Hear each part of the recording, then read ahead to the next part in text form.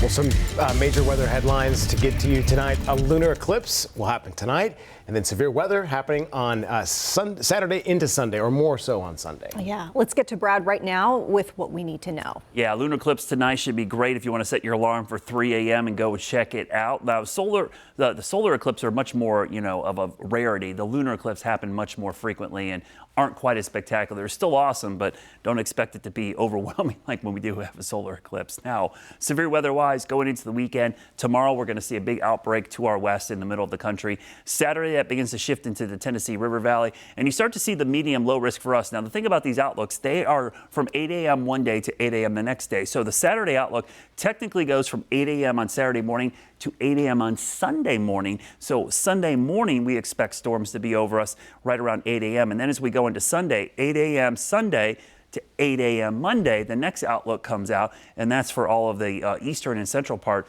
of North Carolina. It's a low risk now. This could be upgraded, especially east if we get some heating of the day. Now, just from a timing standpoint, getting lots of questions about the timing. This is really a Sunday morning, Sunday morning, Sunday morning. This is not going to be a Saturday event or even a Sunday afternoon event. It is Sunday morning.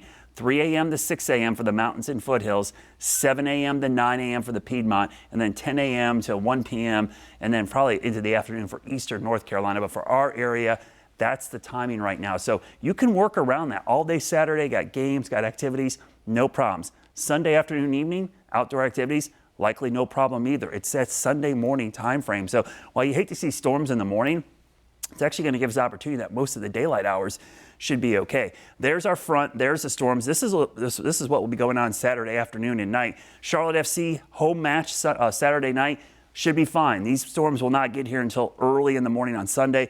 They push through by the afternoon. You can actually see skies beginning to clear behind the system. There will be some wind, obviously southerly winds ahead of the system that will stick around through the weekend. So very gusty on Saturday as well as Sunday as that line moves through. Tornado probabilities. Now, we will see significant outbreaks likely to our southwest. I'm talking Mississippi, Alabama, up into Tennessee, but this will be much weaker as it pushes off to the east. So let's go hour by hour here. Tomorrow, sunny skies, around 80 degrees. We could be near 80 again on Saturday, even though I expect more clouds on Saturday. Notice during the day, not a lot going on. 7 p.m., Charlotte FC, that first kick at match is going to be 7:30. We go through the evening fine. We get into the early morning hours Sunday.